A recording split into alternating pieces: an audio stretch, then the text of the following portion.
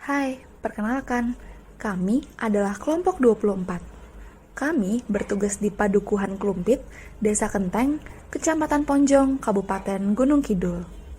Saya adalah Bella sebagai ketua kelompok, kemudian ada teman saya Indri, Meido, Jay, Dila, Jeremy, Andre, dan Rizky.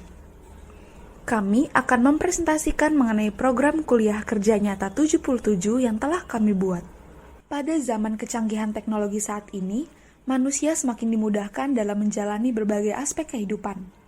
Salah satunya pada bidang ekonomi, yaitu dengan hadirnya aktivitas lelang online. Dalam Journal of Consumer Psychology, terdapat karakteristik khusus yang dimiliki oleh kegiatan lelang online. Yang pertama, lelang online menghilangkan batasan geografis si lelang tradisional, sehingga memungkinkan orang dari seluruh dunia berpartisipasi dalam pelaksanaan lelang. Yang kedua, jika melihat dari segi durasi, lelang online dapat berlangsung selama beberapa hari, sehingga memberikan kefleksibelan bagi penjual dan penawar. Yang ketiga, biaya operasional yang jauh lebih rendah dibandingkan lelang tradisional, memberikan biaya komisi yang lebih rendah, dan menarik lebih banyak penjual dan pembeli. Nah, pada kesempatan kali ini, teman kita Indri yang berasal dari Ilmu Bisnis dan Ekonomika, program studi akuntansi, akan memberikan ilmu yang dimilikinya untuk mengurangi peluang kecurangan dalam pelelangan online, dengan memberikan pelatihan mengenai fraud. Bagaimana pelaku bisnis yang ada di Kecamatan Ponjong yang ingin mengikuti pelelangan online, menerapkan metode atau cara administrasi yang aman, membaca dengan seksama kontrak perjanjian untuk memahami hak dan kewajiban jika suatu saat nanti mengalami kerugian akibat tindakan penipuan dari pihak lain, dan menyediakan saluran telekomunikasi untuk pelaporan kecurangan serta pemeriksaan proaktif, terutama jika memiliki laporan keuangan. Selain menambah pengetahuan mengenai kecurangan yang dapat terjadi pada lelang online, hal ini juga membantu bisnis warga untuk meminimalisirkan kerugian akibat adanya kecurangan dalam lelang online. Tujuannya tentu saja untuk menambah wawasan masyarakat mengenai kecurangan yang dapat terjadi dalam lelang online dan cara untuk mengurangi peluang terjadinya kecurangan. Selanjutnya, ada dua teman kita yang berasal dari Fakultas Hukum yang akan memberikan ilmunya. Yang pertama, ada Meido, yang akan memberikan penyuluhan mengenai perlindungan hukum bagi peserta lelang melalui internet. Pengaturan mengenai lelang melalui internet telah diatur dalam Peraturan Menteri Keuangan Republik Indonesia Nomor 90/PMK.06/2016 tentang pedoman pelaksanaan lelang dengan penawaran secara tertulis tanpa kehadiran peserta lelang melalui internet. Kasus penipuan dapat terjadi lewat lelang melalui internet, di mana peserta lelang dapat menjadi korban dan dirugikan. Meido memiliki ide bahwa untuk terwujudnya pelaksanaan lelang melalui internet secara efektif, adil, dan adanya kepastian hukum, diperlukan adanya perlindungan hukum bagi peserta lelang melalui internet. Penyuluhan lelang online dari segi hukum juga akan dilengkapi oleh teman kita Jay, yaitu penyuluhan tentang kepastian hukum dalam pelelangan objek hak tanggungan secara online. Menurut Peraturan Menteri Keuangan Nomor 106/PMK.06/2013 tentang petunjuk pelaksanaan lelang pada pasal 1 angka 1 menjelaskan bahwa lelang adalah penjualan barang yang terbuka untuk umum dengan penawaran harga secara tulis dan atau lisan yang semakin meningkat atau menurun untuk mencapai harga tertinggi yang didahului dengan pengumuman lelang.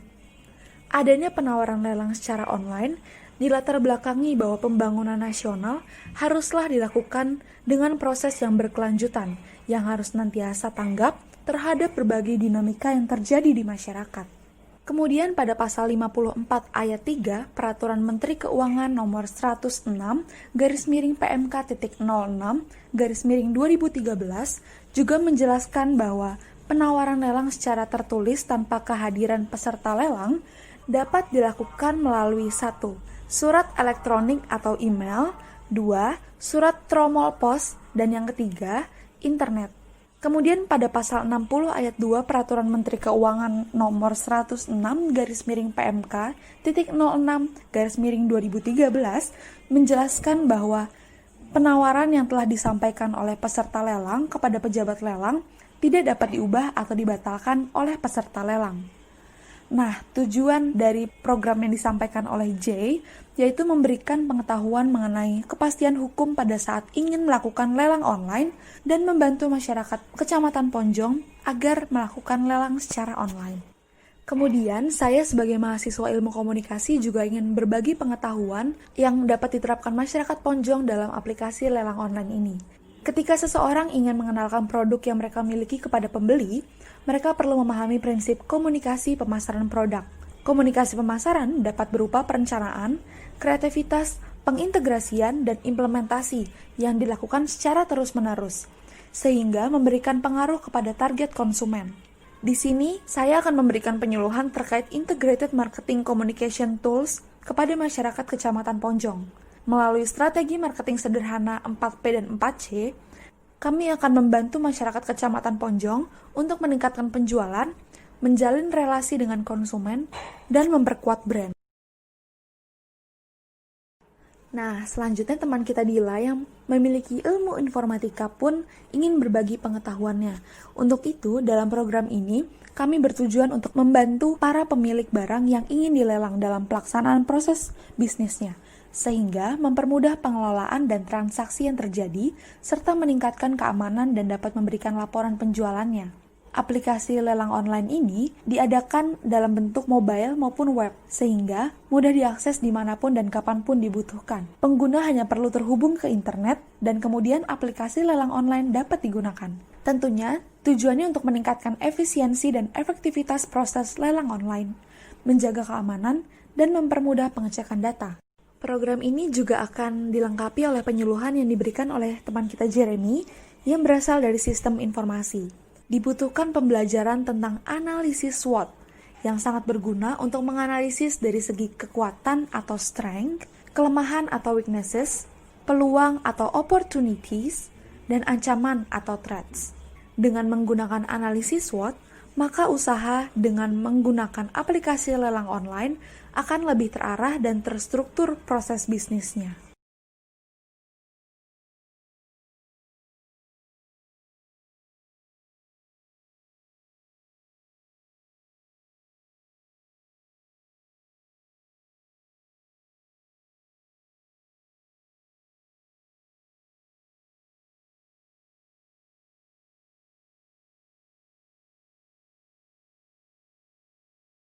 Kemudian, teman kita Andre yang berasal dari teknik industri juga akan menyampaikan penyuluhannya.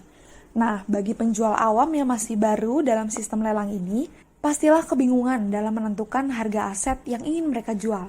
Mungkin saja harga yang ditentukan terlalu tinggi sehingga tidak ada pembeli ataupun harga yang dijual terlalu rendah sehingga nilai yang dihasilkan terasa tidak maksimal. Salah satu cara yang dapat dipakai dalam menentukan harga penjualan suatu aset ialah dengan memakai depresiasi atau biaya penyusutan. Terdapat beberapa jenis tipe depresiasi yang dapat diaplikasikan, tergantung dari jenis aset yang ingin dijual.